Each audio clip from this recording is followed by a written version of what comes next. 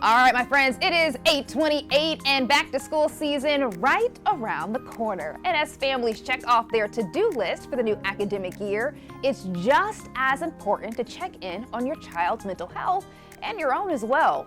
So joining us this morning to talk about how to ease back to school anxiety is Justina Smalls with Everyday Wellness. Thank you so much for joining us. Thank you for having me. Yes. Okay, so we got to talk about it. Back to school season, it's exciting, but also understandably, it can create a lot of anxiety. And so first, I'd like to lay the foundation of saying, hey, if you're feeling anxiety, like, you're not weird. Like, that is a normal thing to be dealing with. Yeah, I think that's important for you to say, to validate the emotions. And oftentimes we can minimize it just because we're like, it's just another school year, like we've done this before. But if we can validate the emotions and prepare, we can get those coping skills ready so that we can prepare for a great school year. Absolutely. So if your student is struggling, it's okay. Also, too, we have to create that grace and that space for parents. There are some parents who probably have back to school anxiety as well. Overwhelmed with the finances to get the school supplies, school clothes, all those things. Yeah. Absolutely. So it really is a twofold situation. Now, when it comes to handling and dealing this anxiety, specifically when it comes to our kids and teens, what are some steps that we can take just to help with the anxiety? Well, first, like you said, you want to identify it, right? And so that can look different from kids to parents. So kids can show up, their anxiety shows up like stomach aches, headaches, attempting to avoid school altogether, temper tantrums, crying, maybe irritable, trouble sleeping, avoiding social activities altogether. So if you can do those things by identifying, and we can come up with the right coping skills, and that could set them up for success. Absolutely. What are some of those examples of coping skills that are used to help ease anxiety?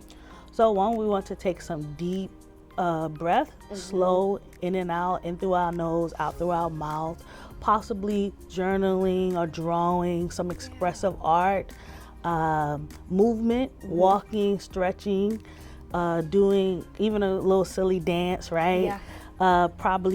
They just want to talk to someone because kids just want to be heard.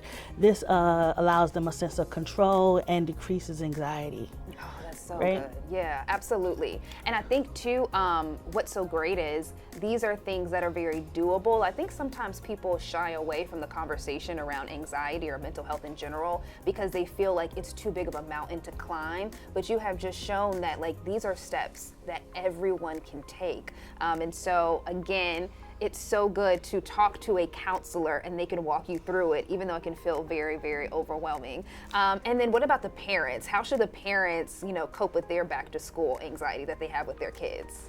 I think some of the similar things, Yeah. but remembering that they have a big element of control and acknowledging and identifying and not minimizing it and trying to take a bulk of it on their own and relying on their support. I think also a strategy for stress management is a big element of emotional resilience.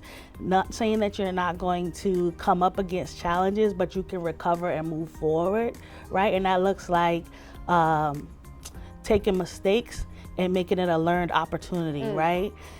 Taking it positive self-talk. You want to let them know that we've done this before. We've come against challenges, but we've pushed through and taken small wins and builds confidence, right? Right. I love that you also said positive self-talk. I literally was listening to a sermon this weekend, and the pastor said, if we would never talk to other people the way that we talk to ourselves, And what's crazy when you think about it is the voice that you are hearing the most is your own, right? And so positive self-talk is monumental. And I think sometimes we can get into such a habit of having negative self-talk that it just becomes second nature. We don't even realize that we're doing it. We can be our own worst enemy, right? Yes, that part.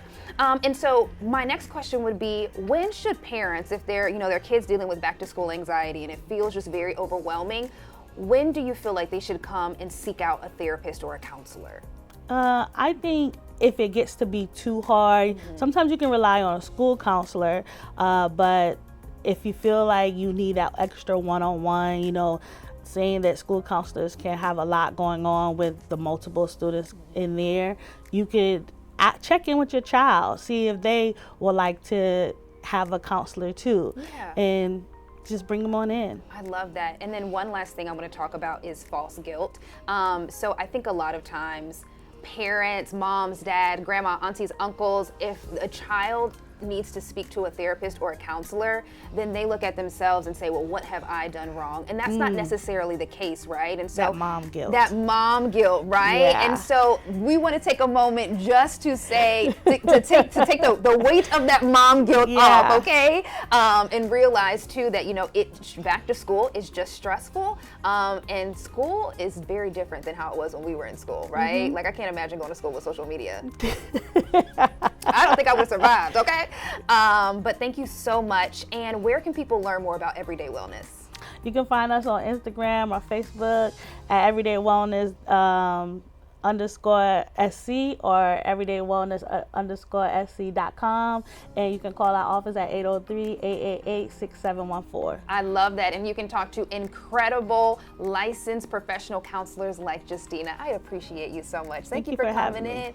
Yes. All right, my friends, we're going to put this on our website, WLTX.com. And remember, my friends, there's never any shame in getting help.